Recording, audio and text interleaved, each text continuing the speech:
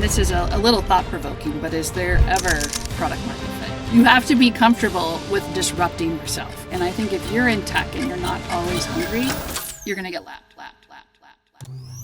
Today, we're excited to welcome Abby Kearns, a veteran tech executive, investor, and board member with over 20 years of experience scaling both Fortune 500s and startups. She's held leadership roles at Puppet, Cloud Foundry, and Pivotal, and now serves as CTO at Olympic, where she's shaping the future of AI-powered marketing analytics. Abby's also an active advisor and investor in cutting-edge enterprise and cloud startups. In this episode, we explore Abby's journey across enterprise software, her approach to scaling teams and technology, and how she sees the future of engineering and innovation in the AI era. What would you say is the biggest challenge of building a startup today? I think it's the same challenge that all startups have always had.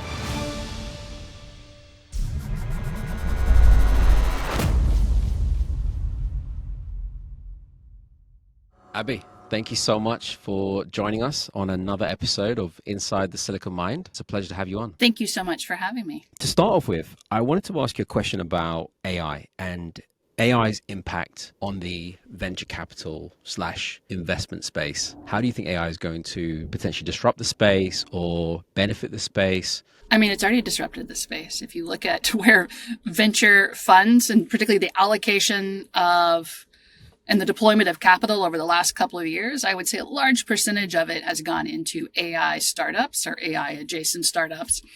And then a lot of new funds have emerged that are focused solely on AI. There are some that have been focused on AI for years and years and years. I think specifically like a Zeta Ventures, who's always invested in AI.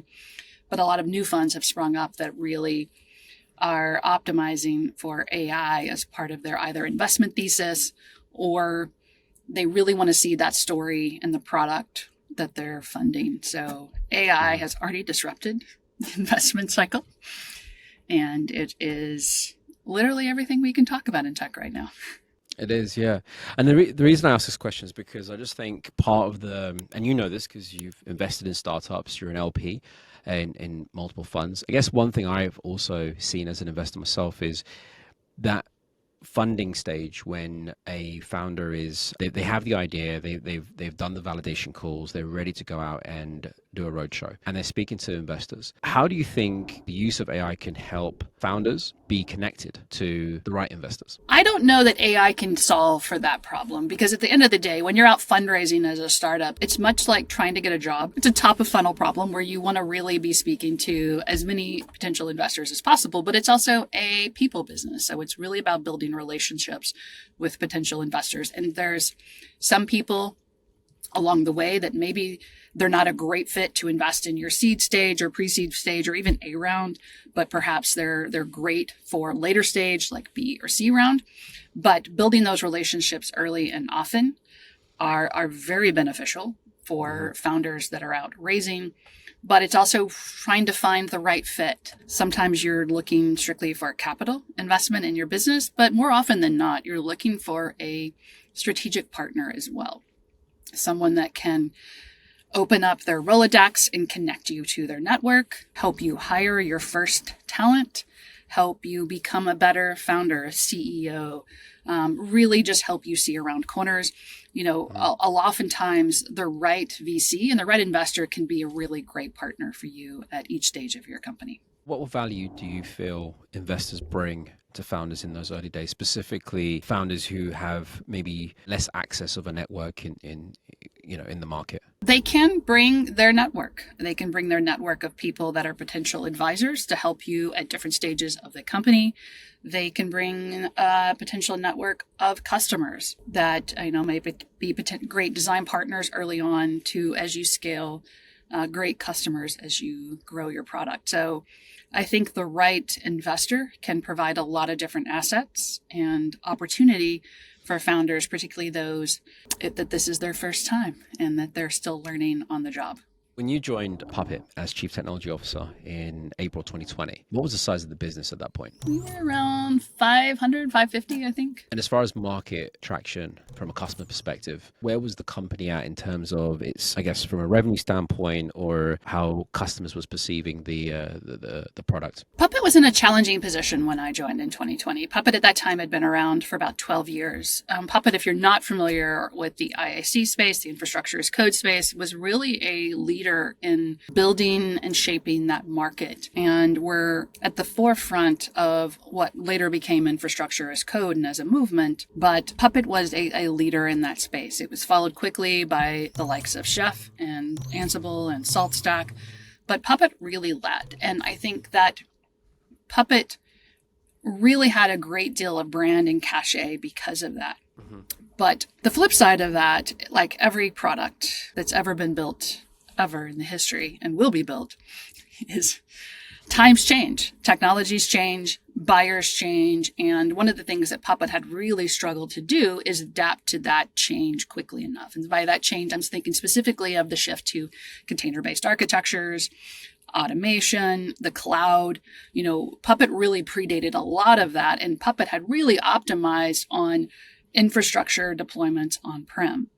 And within that space of time, the buyers had changed, the user had changed, the user needs had changed, and Puppet had really struggled to keep pace with those changes. And so when I joined under the new CEO, Yvonne Wassner, was really to say, how can we make sure that Puppet continues to capture that change in the market and build technologies to support either hybrid or cloud native deployment, but also continuing to maintain a fantastic customer and user base that were leveraging Puppet to run their large on-prem deployments. I mentioned Innovator's Dilemma, and for people that aren't familiar with the great Clayton Christensen and haven't read his book from the 90s, it is very much still relevant today. And if you work in software or technology, and you haven't read that book, highly recommend, because it remains true.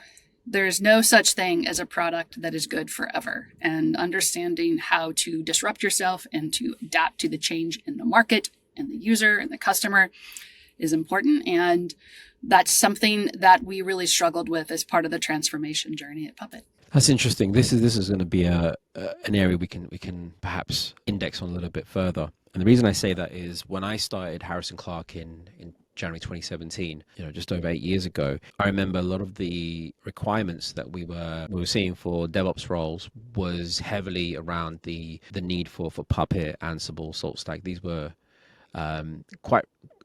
definitely required across the marketplace. But when the transition happened to containerization, at least when it became more prominent in the industry, and if I look at where we are today, it's quite rare to find a need for configuration management tools. What you just said there around the adapting to this change, why do you feel a company like Puppet, and many companies similar to Puppet that lead the front, struggle to innovate, to maybe pivot and be more prepared for how the market continues to evolve, especially in tech? First off, I'll repeat again, reading Innovator's Dilemma, highly recommend.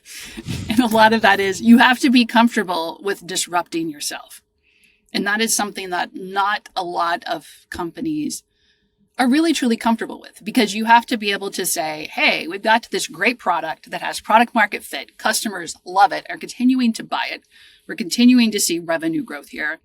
But we also recognize that 3 years from now, that may not be the case. And we need to build another product that can potentially disrupt that or displace that over time. And we have to carve off part of our investment to plow that into this new area. That is oftentimes a hard thing for companies to really do, because it's risky, because that new investment may not be as great as your existing product suite. It may not resonate as well, or it may take longer to get off the ground. And I think it is something that is really, really hard to successfully do. Apple is a great example of doing that well. When the iPhone came out, Apple was prepared to disrupt the iPod business. They were perfectly fine with that. If you look at what Microsoft has done and the massive pivot they've done since Satya Nadella took over, the strong investment in Azure Cloud, a real heavy preparation to disrupt their on-prem deployment business. I think you have to look at all of these businesses, and it really took them saying, I'm going to disrupt my current revenue stream to invest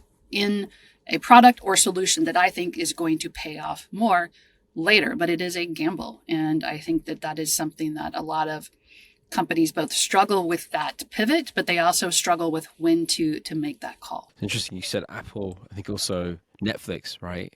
With the Netflix, yeah. I think at one point they were, at least the majority of their revenue came from video rentals, disrupting that entire space and going into, the streaming space. With that in mind, when we think about disrupting your own product or your own offering to the market, when I think of startups, they have design partners, they have customers who are constantly giving them feedback, and that feedback loop helps them to constantly iterate and get to that product market fit. Once you get to the product market fit and you're growing and you have success, at what point do you know that you need to get back on it and start to break what's already there? A dear friend of mine and I had this conversation, I want to say last year, and this is a little thought-provoking, but is there ever product market fit? I may have product market fit this year. That does not mean I have product market fit next year. I think that for those of us in technology today, for those of us that are building software in technology today, I think that is really especially true. Your AI solution from 2 years ago is, if you haven't made any modifications to it since then, it's probably looking a little stale about right now. So I think that we're moving really, really quickly across the board. And I think the pace of change, when I started my career, you had about an 8-year cycle in technology. Now you're lucky if you've got 8 months of a static solution around, let's take LLMs and kind of the evolution of those. Like, think how far we've come between GPT-3 and where GPT is today. And the tooling around that and the conversation has changed. So I think that you have to be comfortable saying, is the solution I have right now the right solution for my customer? But also, where are we in the market? And are we constantly innovating to stay ahead of the market? And if you're working in technology today, you always have to keep an eye on both of those things. Tell us about where you are today, because you're at a startup again. Being in the startup space today is more attractive than ever. I'll give you an example. I spoke to a candidate recently for a client of ours that typically wouldn't consider a startup. Today, they would not consider a big tech company, specifically because they feel that innovation, especially in this AI revolution, is happening on ground zero in the startup space. I mean, startups have always been a cool place to be, but I think as far as candidates are concerned, the engineers in the market, definitely more than before. Tell us about where you are today. You're a CTO again, but tell us about the company, the product, and the problem you're solving. I am at an early stage startup called Alembic, which is, if you're like, is she saying Olympic? Alembic, which is a word from alchemy that means distillation. And that is actually a core of what we do, is we take a lot of data and we distill intelligence out of that. We're specifically a marketing intelligence platform. But what that means is we're able to ingest large amounts of disparate data and connect the dots across that data, surface meaningful insights for companies, as well as identify causality for those outcomes for companies. And so realistically, what we're doing is we're helping the world's largest companies figure out of the hundreds of millions of dollars that they put in every year into marketing, which ones are driving the most impact to the business. Mm-hmm. And that is an age-old question that most companies have been trying to answer. And we think that the time is now, with a combination of big data and the opportunities with machine learning algorithms combined with, cutting edge LLMs. We're able to not only sift through that data, connect the dots across that data, but then surface it in a way that your average marketer can read and understand the insights and the actions necessary. And our goal is to make it both approachable and easy to use, and understand the output of the data in a meaningful way without having to understand what question you need to ask. How big is this market? I mean, this is marketing everyone is familiar with, is huge, but as far as what you're solving, How big is the total? The TAM is trillions of dollars. Like if you think about the world's biggest companies, they spend upward of hundreds of millions to $1 billion a year. A year. This isn't like in totality. This is a year on marketing. If you think about, all of these companies, NVIDIA is a customer. And for those of us that went to GTC last week, you saw that on display at the conference. Myself and 25,000 other people got to experience NVIDIA marketing at its finest. And I think that all of these companies are putting a lot of money into not just digital campaigns or conferences or email campaigns, but think of everything from billboards to F1 sponsorships to Super Bowl commercials. Just think about all of the money that's invested to really build brand awareness and brand affinity. And we're betting that companies would like to understand the impact of that. Do you see trends across some of your customers as far as where they might see the biggest wins? Is it social media? Is it billboards? We don't look at specific areas per se. What we do is say, for you, customer, here are the couple of things that drove the most meaningful revenue impact for your business. And so we say, the belief is that it isn't just one thing that leads to customer spending money on your product. It's a couple of things. I saw a Super Bowl commercial, which led me to your website, which led me to sign up for a webinar, or, hey, I went to your conference and you followed up with an email campaign and that got me to buy your product. And I think it's really about showing in the totality of all the steps that led to customers purchasing your product. And can I repeat that? Are you targeting the large enterprise? Because you mentioned NVIDIA, or is the product available to smaller companies? Our ICP right now is Fortune 500, honestly, because of the way our algorithm works. But our goal over time is to move to mid-market.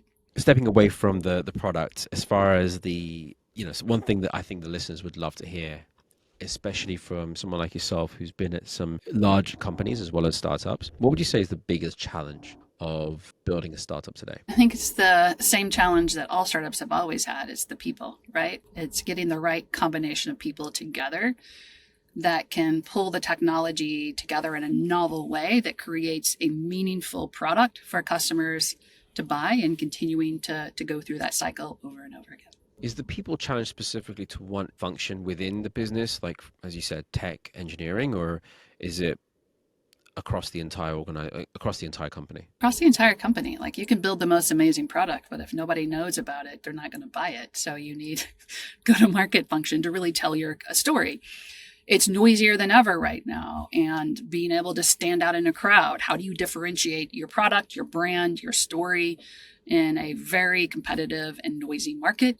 How do you reach your customer? I've spent, 25 years, my entire career focused on the enterprise. Enterprise as a buyer has changed over the last 5-10 years. And so figuring out how do you constantly shift your go-to-market to appeal to an enterprise buyer. And I think that, they're both equally hard challenges, and it all comes back to the people. When it comes to hiring great talent, do you have a certain process that you feel has worked for you in terms of the stages of interviews, in terms of how you close the candidates? Is there something specific that you feel like this has really worked for me? Honestly, I'm a lot less structured and rigid than I should be. I'm a little more I'm a little more vibes based than I really probably should be, but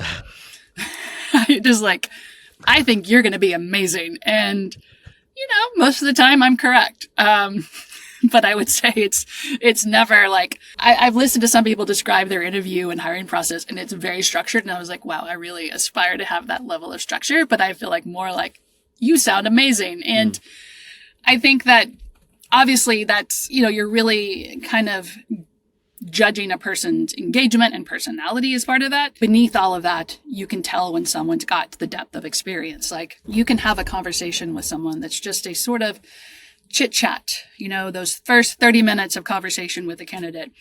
You can usually tell by the questions they ask or the answers to your questions, the level of experience, without having to ask the level of experience. Because you can, if a candidate starts quizzing me on process and how we solve these problems, or the way we're dealing with these level of challenges or issues that arise with this particular technology, they've got the experience and the expertise. And so you don't actually have to say, well, candidate, how many years have you done this? And tell me about how many years you've been writing Python. Like, you don't have to ask that question if they ask the right questions, or, they push you on certain ideals. And I think that that's more my style, which, like I said, is a little less structured. But it's worked for you, right? Most of the time. I would not say that I am 100%, but I've made some mistakes. But I would say largely the people where I said, yes, you are the right person for this role, and been really confident. You've had a lot of success, and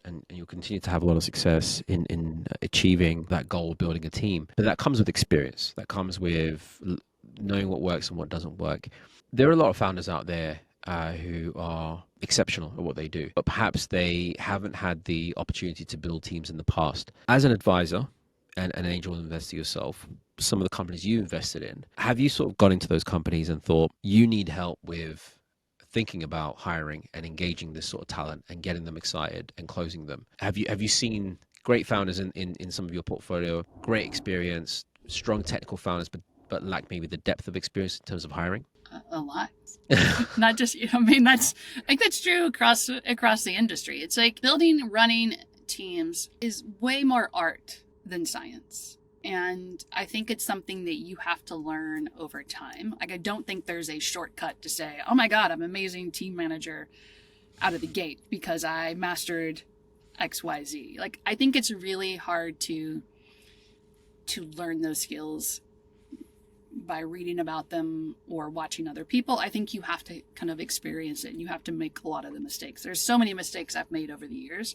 I had to learn from those mistakes. I don't think someone could have told me, don't do that because this is going to end poorly. I think you have to touch that hot stove at least once. Like, you know what? I won't do that again. Although there's some I've had to touch that hot stove like 4 or 5 times. And like, you know what? I keep thinking that it's going to be different this time, and it is not. The reason I ask this question is because I've worked with a lot of incredible founders over the years, and I still do. And I feel like sometimes some of the founders we work with, perhaps maybe guidance from an advisor or somebody who's been there and done it, to help them to think about hiring, missing out on great opportunities, but also maybe making mishiring and making the mistakes. Is there a formula out there? Is there, I don't know, a community, or is that something that you do as an advisor, going into those sort of startups and advise them on specifically the hiring piece? I have. I've helped interview people. I've helped write job descriptions. I've helped them scope out the role. But sometimes I think hiring the wrong person is a part of the process. And figuring out, I think sometimes you learn more from hiring the wrong person. I think you can, particularly as a startup, when things are changing constantly, I think you can hire someone based on the job description you wrote and the scope you wrote and get them in the door, and they can be perfectly for what you scoped. And then 6 months later, you're like, that actually was not what I needed at all. And you have to go through that to recognize that the needs changed for the business, the technology's changed, or you actually need to solve the problem a different way. And I think that sometimes you have to go through that to figure out the right answer. And sometimes there's not a right answer. Sometimes we get caught up in looking for the ideal candidate, when sometimes you really just need someone that has some of the fundamentals and is eager to learn. I will take attitude over aptitude any day. And I will hire someone that's like, you know what? I don't know what that is, but I'll figure it out, all day long over an expert sometimes. Because you just really, particularly in a startup where you're doing a lot of novel efforts and there's a lot of experimentation and an iteration, you honestly need someone who's willing to kind of get in and figure it out, than to have someone that comes in that's a deep expert on this one thing. Skill versus will, right? You'd hire for will over skills. Yeah, every day. You're going on this journey with me, because it's something we've been talking a lot about here, which is we've been looking for this one particular role for some time, and every time we get close, the person is close but not 100% what I think we actually need. We've been doing a lot of reassessment on the team to say, okay, what are the skills we're actually gapped on? Not just like, what is the type of person I need, but where do we have gaps? And can we hire someone that's more of a utility player to fill in the gaps? And is that more advantageous for us at this point in time rather than looking for, a data engineer or an ML lead or, kind of going down with a very hard and fast scoped role? Is, do we need someone that's a little more like, I can do a lot of different things really quickly? It's interesting you say that. I think you and I spoke about this recently. The definition of some of these existing titles in the market, it brings me back to when I moved out to the States in 2015 and trying to figure out that definition of DevOps at the time. It had many different connotations in the market. I feel like there's that same challenge today with some of these titles, such as maybe MLOps or applied machine learning or software ML. Are you seeing the same thing today? Yeah, I mean, I think that's always the same. I think when you try to pigeonhole too tightly to certain roles, particularly when you're in a small team, that can be challenging. And I think that in a startup, sometimes you do need that depth of expertise. So maybe that's someone that has built out an ETL pipeline and does have depth of experience on building out a data lake. Sometimes you do need that, but sometimes you also need someone that's like, hey, I've done infrastructure and I've done a lot of different things. I can learn. Sometimes that can actually save you much faster than having someone that's deeply experienced on this one area. Like one of the risks are in a small team is you've got someone that's very skilled on, let's say, data engineering, and they understand ETL pipelines and they understand how to build the data structure, but they don't know how to run anything on Kubernetes or don't know how to configure Terraform or run Ansible scripts or log into SSH. Like all of a sudden you start to realize there's limitations on their ability to kind of get off the ground without someone giving them support. And so all of a sudden this one person job turns into 1.25 person job because someone has to shore up that and shore up those gaps in knowledge. I think that recognizing that you oftentimes probably need someone that can do all the little stuff and that can figure out the big stuff, sometimes that's a little faster. One last question I want to ask you about talent and the challenges around building a rockstar team is this concept of growth mindset engineer. How would you define that? I would call that having a job in tech. Like, I don't know how, and I think this isn't a recent phenomenon. This has been a conversation that's been going on the entirety of my career. I don't think anyone should take a job in tech that doesn't have the desire to learn something new. If you don't want to learn new things, you should not take this job because the job does not stay the same. The skill sets don't stay the same. If you started your career in 2000 and you said, I only want to learn how to build and deploy WebSphere applications and run Solaris on a Sunbox, like if that's the only thing I ever want to learn, I'm going to stop there. You're not going to be able to find a job today. Those people can't get a job today, can they? Would you find someone that's like, I have got 20 years experience with Solaris? You're like, cool, nobody needs that. Yeah.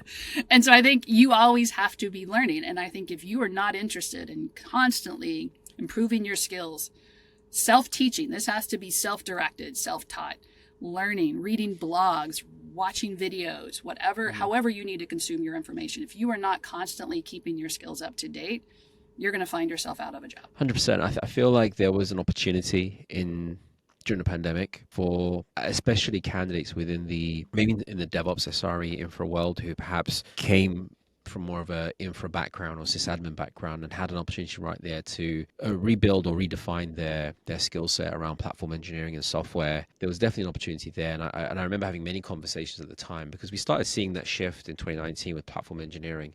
There was this new move towards thinking about infrastructure in a different way. Outside of talent, and hiring and that being the biggest challenge. When you're looking at the company today that you're at and you're solving a big problem, think of yourself as like an API between the customers and the engineering team, right? As a C-level, CTO working with the founders, how do you translate what the customer's needs are to the engineers? What does that look like in a startup environment? In a startup environment, it's a little, it's a little wild, but it's a lot of it's translation in real time. So, we have a weekly product and go-to-market meeting where we sit down and a couple of people from engineering sit in there and we say real-time feedback from customers for those on the customer success side that spend all of their time day in, day out with customers, like getting us that feedback back. Is it a new feature, new functionality? Is it issues with the product or they can't see things? Or, it's about keeping those channels open. So we have a weekly conversation, but, I have almost a daily dialogue with people that are working with our customers, whether it's new customers that we're onboarding or it's existing customers that have feedback. It's really about keeping the dialogue open. And given that we're early stage, that feedback is constant, and we're constantly trying to get better and improve the product as incrementally and as quickly as possible. I had a conversation recently with a founder who said that once you come out of stealth and you go GA, you have a 2-year window to have a J curve. So it's reaching that escape velocity as quick as possible. Which was definitely an interesting thing to say. But he also said that you could stay in the stealth mode window as long as you want. But the moment you're out in the market, it's running to the races. How do you feel about that? There's a lot to unpack in that statement there that I probably don't agree with. So, I mean, one, I don't fundamentally agree that anyone should be in stealth. Unless you're Beyonce or Apple, I feel like waiting for some grand reveal, you're going to be sad. I feel like Beyonce and Apple are the only two brands that could pull that off. Everybody else, you need to get out there and plug your product just like everyone else. And so the longer you wait on that, now you can say, hey, until we launch an alpha product, we're with a design partner, or a beta product with a lighthouse customer, or hey, we're building a product, our go-to-market push as we gain momentum. Sure, I philosophically don't believe in stealth mode as a successful path, unless you've got something super secret. But even then, to what end? So on the J curve point, it all depends on what you're building. If you're building a featured, super focused product that you can get out the door and run really quickly on, then sure. If you're building a platform, a real platform, not a workflow, a real platform, that takes many years.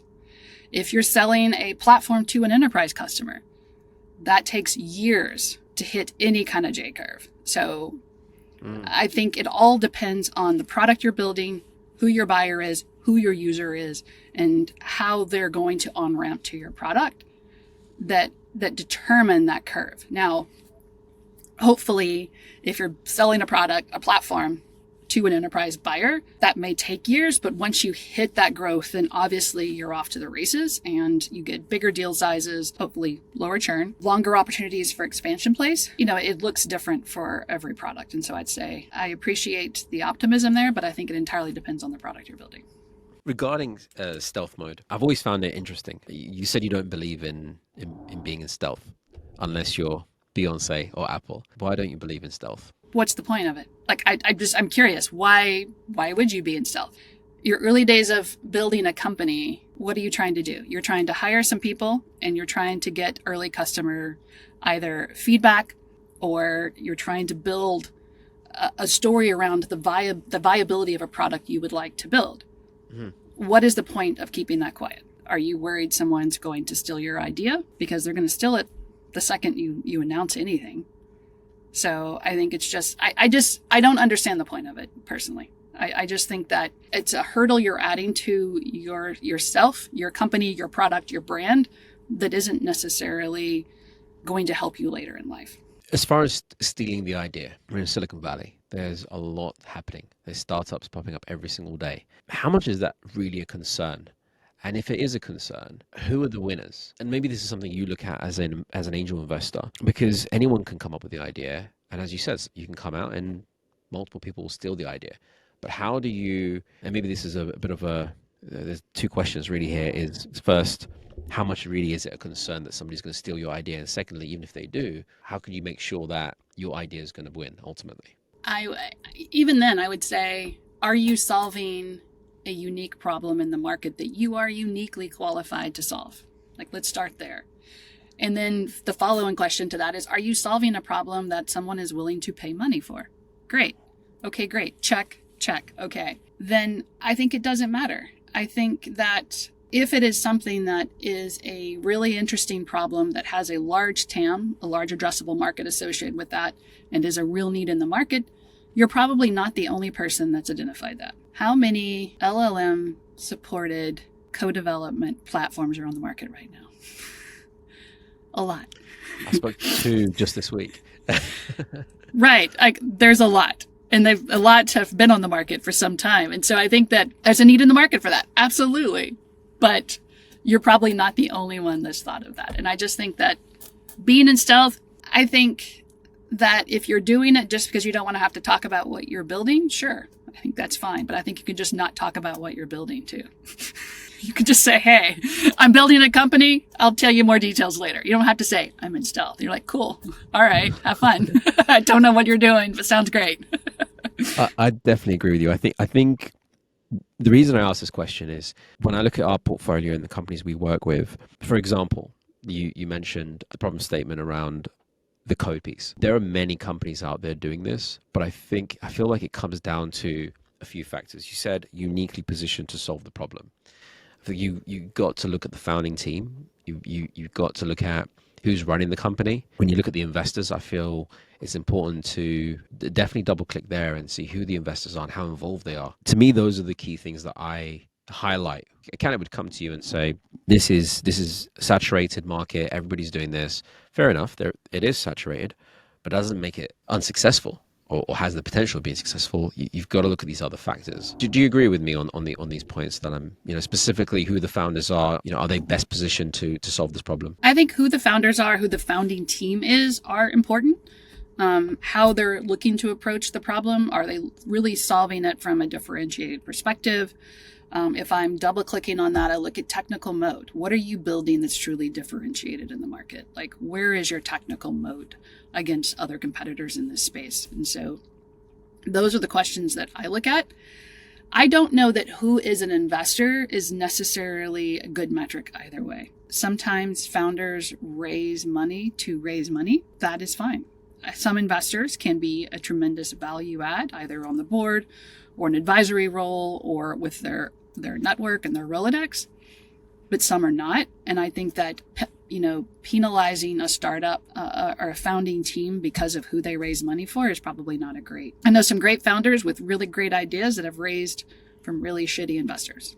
And they raised from shitty investors because they needed to raise the money. Mm-hmm. And they've been successful regardless. So this concept of tier 1 VCs and tier 2, how do you feel about that? I think that tier 1 investors are oftentimes saturated with the number of investments and the capital they've deployed.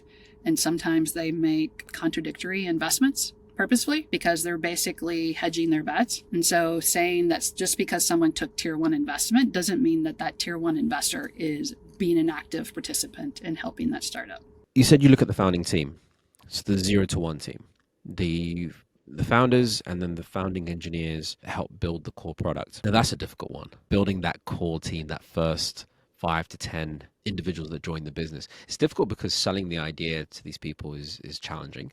You've got to get them excited. But when they do join, keeping that momentum, because a lot happens in a startup. When you think of that 0 to 1 core team, what makes them different to the technical talent that you would hire later on down the line? Well, the 0 to 1 team is just trying to figure out what to build, right? You have an idea, but the number of startups that start with 0 to 1 and reach product market fit on their idea is not as high as people think. So you need a core team of people that are willing and able to iterate on an idea until they find a product that really resonates with a buyer. Is that like a skill thing or a will thing?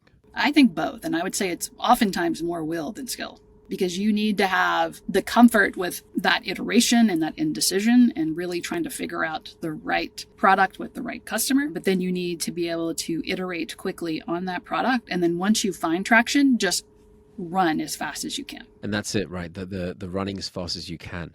I sometimes see startups that have been around for quite a while. When I say while, over 10 years, maybe over 12 years, but they haven't had an event yet.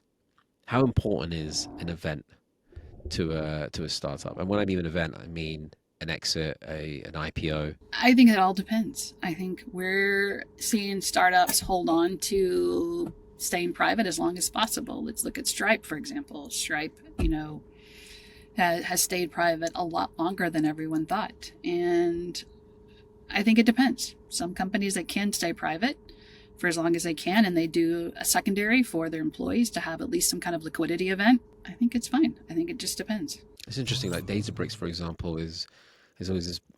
Everyone's wondering, when is Databricks going public? I mean, they have the revenue, the size, the capital, the customers. Yeah, but they're waiting until they have to. Being a publicly traded company is a hard game no matter what you do. So, if you can hold off a little bit longer, why not? This has been super insightful. As far as an investor, an angel investor, when you're looking at a potential idea that has been sent to you, do you have like a formula that you follow, things you look for that you would care the most about to say this is worth an investment? Yeah, absolutely. So first, I have an investment thesis. I try to stay in my lane. I only invest in enterprise infrastructure, either dev tools, security products, or AI automation in that space. But it's really largely in the lane that I know, because I understand the customer, I understand the user, I understand the market dynamics and the go-to-market. So it's where I can both add the most value as an investor and advisor, but also I understand the business models easier.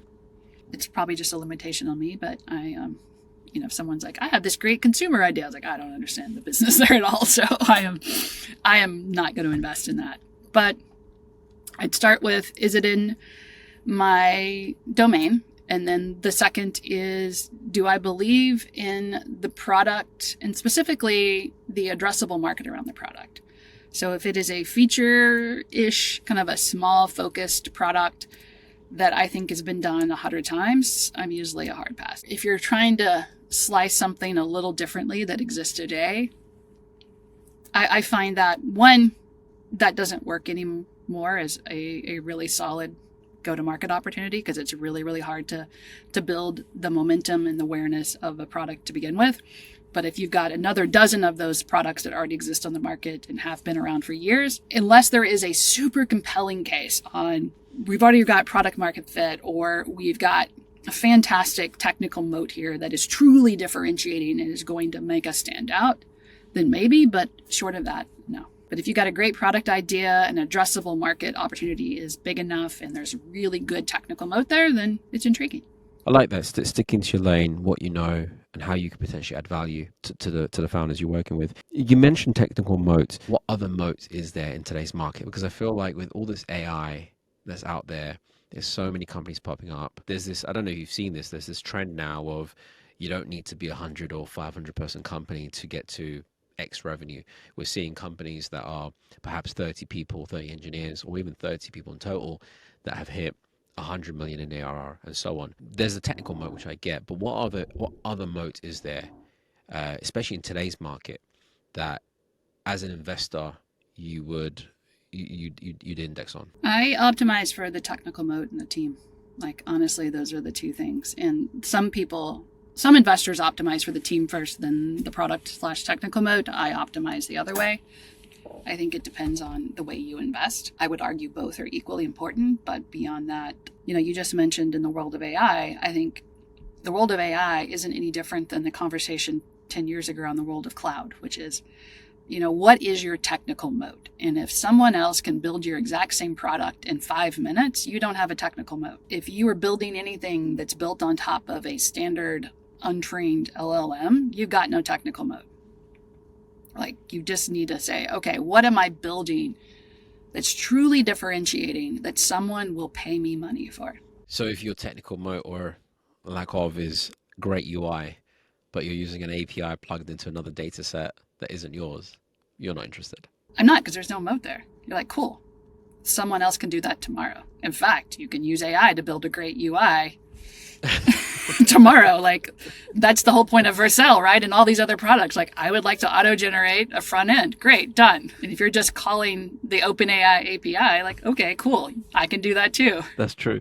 And what about the founding team? So have you invested in founders who have come to you with no product, simply a PowerPoint pitch deck, and have said, this is what we want to build?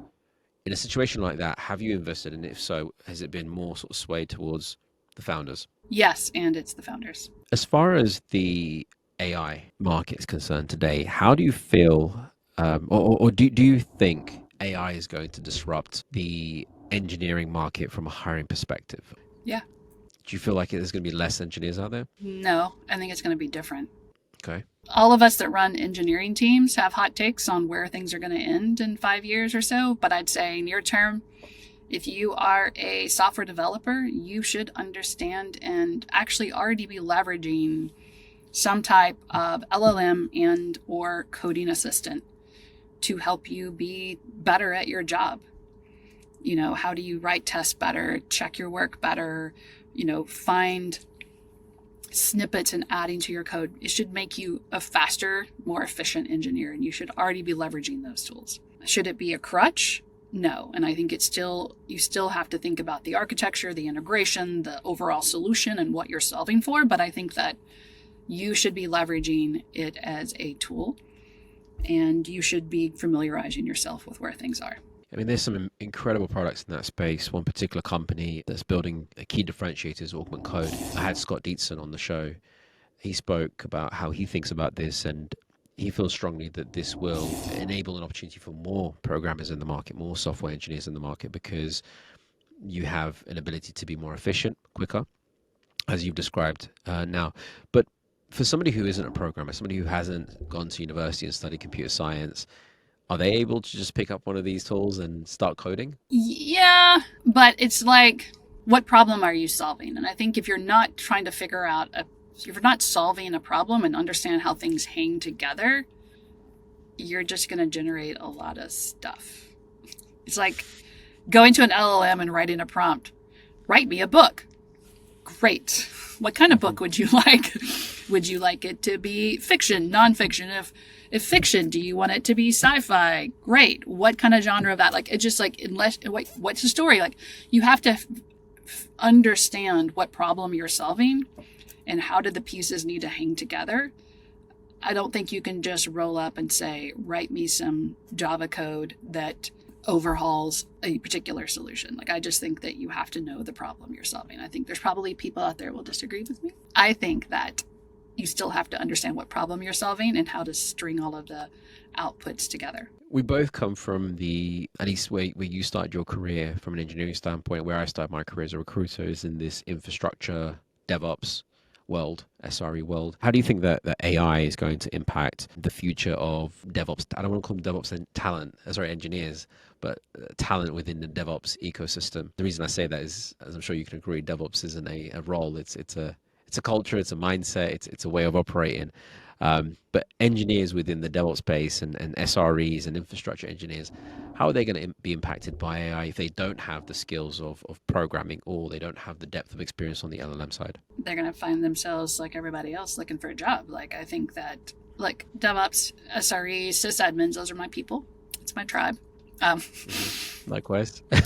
But I also think that particular role, which is, and by this definition, I'll be real clear what I'm defining as DevOps. In this particular case, the person or the team of people that are responsible for either building and running the platform that services the entire team or the company, or the person that is responsible for running your environment. And that is everything from the container all the way down to the infrastructure in your cloud, on-prem, or in a co-location facility. That is a job. It is a very hard job, but there is a lot of innovation that's happening right now. I know of a handful of startups that are, in fact, I'm invested in a couple of them, that do everything from auto-generating troubleshooting, that auto-generate the runbook, to automatically troubleshooting problems in your environment, to another startup that is working solely on allowing you to say, I want a new EC2 instance, and it builds, configures, and runs that for you. So it doesn't require someone. Anybody can kick that process off. To someone that's doing a visualized drag and drop of build your environment. So I think we are 1, maybe 2 years away from that role looking entirely different, where you're getting closer and closer to self-service for a large swath of the user base inside an organization. And so I think that if you're not already thinking about what your role looks like 2 years out, I would definitely recommend starting to look at the tooling that's out there, look at some of the innovation that's happening, and figuring out the skill sets you need in order to be able to run these environments. Because, at the same time, all of that innovation is happening, what you're managing has also gotten more complex. If you're like my team, they are not just managing our Kubernetes environment in our AWS instance. We run our own infrastructure. So you're helping me manage our own DGX H100 cluster and the software that runs across that, and the MLOps to manage the algorithm deployment process, and our CI/CD process. And so it's getting a much more complex scenario. We're also managing LLMs. And so I think it is more complex. And I think if I'm in the DevOps role, it's learning and keeping abreast of all these new technological changes while figuring out what are the level of automation that I want to add so that I can up level my job. What advice do you give to the community of engineering talent who come from a DevOps background or a site reliability engineering background? What skills should they be thinking about picking up? And how should they think about evolving their career? I know you mentioned MLOps. What advice would you give? I think just keeping abreast of all the new technological changes. How do LLMs work? How does your team need to access them? Because they probably are accessing them in some way or form. Is it self-hosted? Is it cloud-based? Is it through API? How do you think about APM? How do you think about monitoring and management and observability? MLOps, I'm not touching that right now because I'm fascinated by the fact that MLOps feels like it's reinventing what we already know to be true about how you think about automation. How do you run all of these workloads in a much more effective and efficient way? And we're all starting to really standardize on Kubernetes as a substrate. So how can we improve that process? If I'm an SRE, I'm looking at all of the new tools. I'm looking at all of the new technologies, and I'm trying to figure out how do you run these at scale. You've built these teams, and ran a company within the space that led the space, Puppet. If you were to look at a job description today of a DevOps engineer, compare that to perhaps 3 years from now, think if I was a DevOps engineer today applying to a DevOps engineer role, how different do you think that job description is going to look like 3 years from today? A year ago, you're looking at people that understood Docker, Kubernetes, had strong IAC skills, so infrastructure as code, everything from Puppet, Chef, SaltStack, Ansible,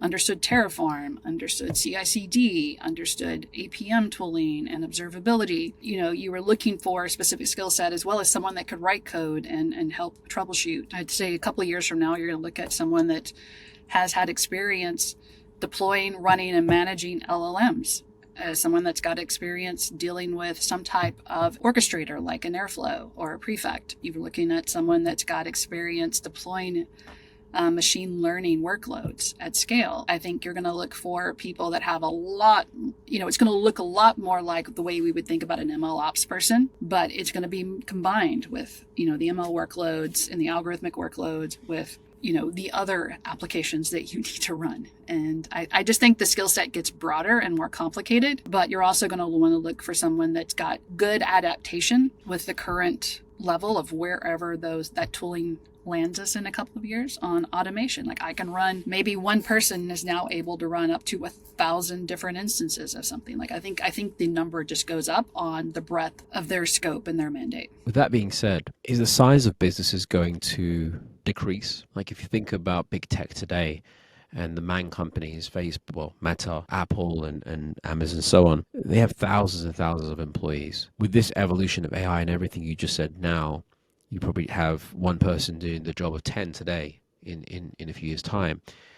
Are there going to be less of a need to have such a big company in terms of number of employees? I don't know. I think if you'd ask us the same question 20 years ago, we would have said, no, we'll need less. But it feels like we need more. So I think the roles change. I think in near term, I think we get more people as skills change, and then I think we winnow down again. But are we all of a sudden building and running companies with like 10 people? No, I don't think that is the case. Abby, do you have any concerns about AI and its impact? Negative impact? I don't know how to frame it in a way that doesn't make me sound like an old person,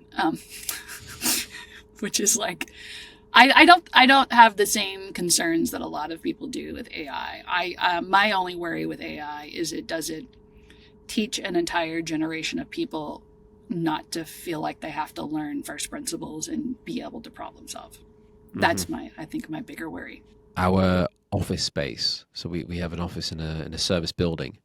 And you come out of our office, So we have our own dedicated office, but as you come out, there's a breakout area where there's people hot desking, and pretty much every single time I walk past, someone's on ChatGPT doing something.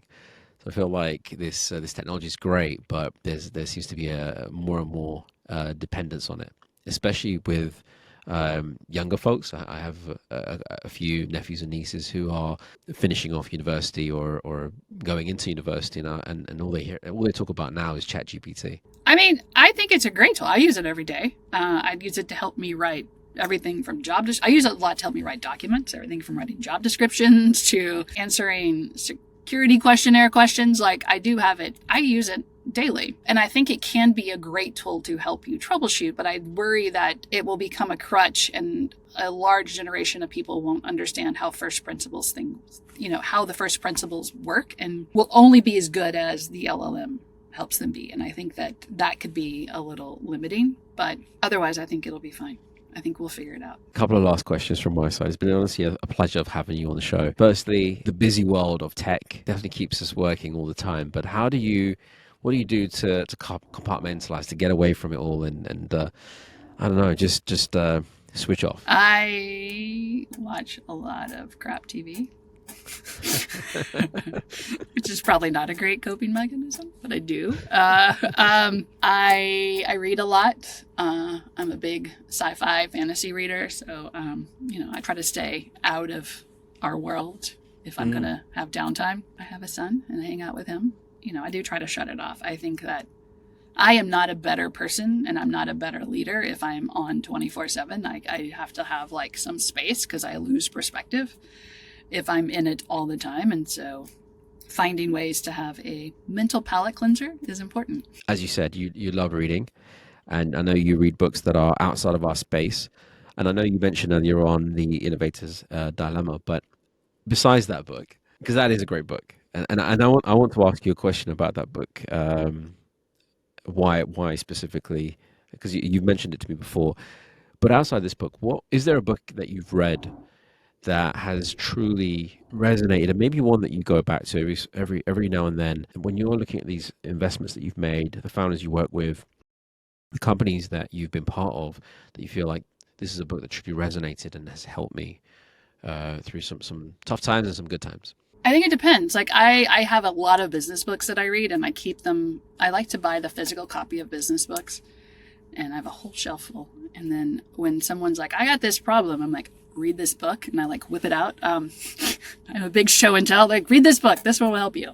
So I think it depends. Like Innovator's Dilemma, I know I've said that. Actually, to amend that though, the Innovator Solution, which was Clayton Christensen's follow-on book that I can't think about, like 2003, that is the one I actually reference the most when I'm talking to people. I would say another book that I really, really enjoyed was Move Fast, Break Shit, Burn Out by Shannon Lucas and Tracy Lovejoy, I think. Shannon's gonna be so mad at me for messing the author's names up. I've recommended it so many times. It's written for catalysts, and catalysts, by this definition, are people that are brought into organizations to incite change, either drive revolution, drive change in an organization. It really helped me kind of understand the way that I work and how to be more effective in my job and in my personal life, and how to do a better job of compartmentalizing. I have recommended that book to probably like 30 people. I was like, hey, you might want to read this book. It might help you too. I definitely need to read that one. I wanted to ask you one last question about the Innovator's Dilemma, because I have heard, you mentioned it before to me, but also I've heard many founders have also mentioned it to me. Definitely one that I purchased. It's just sitting on my shelf. I need to read it. What is it specifically about that book that, because I think you were referencing it earlier in relation to staying ahead of the curve, making sure that you are constantly innovating, you're not relying on that one product market fit. As you said, product market fit is not a one-time event. But from your take, what is it specifically about that book that has kept you having your fingers on the pulse? It keeps you humble, keeps you always hungry. And I think if you're in tech and you're not always hungry, you're going to get lapped. It references everything in that book, because this is from the 90s, like Kodak and a lot of businesses that really faltered. And I think that it's a really good way to say, let's keep it humble and let's keep it hungry, which is to say, I don't care what I build, someone will come up with a better mousetrap at some point. So how do I stay hungry, and how do I continue to push the envelope? That's, to me, is probably the best summation of the reason I come back to that book a lot. And we mentioned them earlier, but one of the companies I feel like should still be around today if they had perhaps read this book is Blockbuster. Rather than watching Netflix, we should be watching Blockbuster. We should. But someone, and this has happened, someone made the decision not to invest in streaming. They probably sat there and said, you know what? We got a really solid business here. We're generating tons of revenue.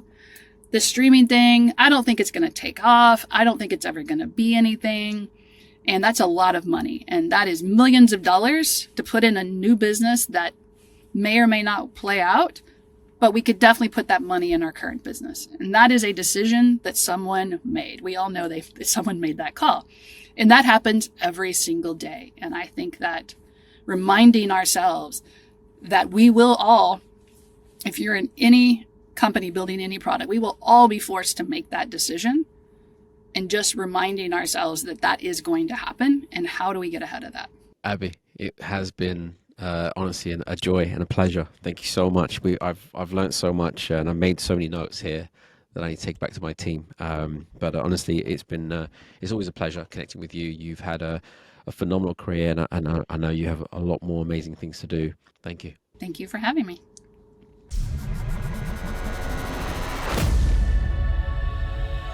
This podcast was brought to you by Serrana Labs and powered by Harrison Clark. At Harrison Clark, we're at the heart of Silicon Valley's evolution and at the intersection of search and venture, funding the companies shaping the future and connecting them to the most elite cloud, data, and AI talent. To learn more, visit harrisonclark.com. If today's episode challenged your thinking, then share it with someone who's driving innovation. For even more insights on achieving product market fit, subscribe to our newsletter, The PMF Playbook, where we break down the journey from zero to product market fit. Visit thepmfplaybook.com. For more episodes, follow us on social media or visit insidethesiliconmind.com. Until next time, stay curious, stay consistent, and stay inside the Silicon Mind. See you soon.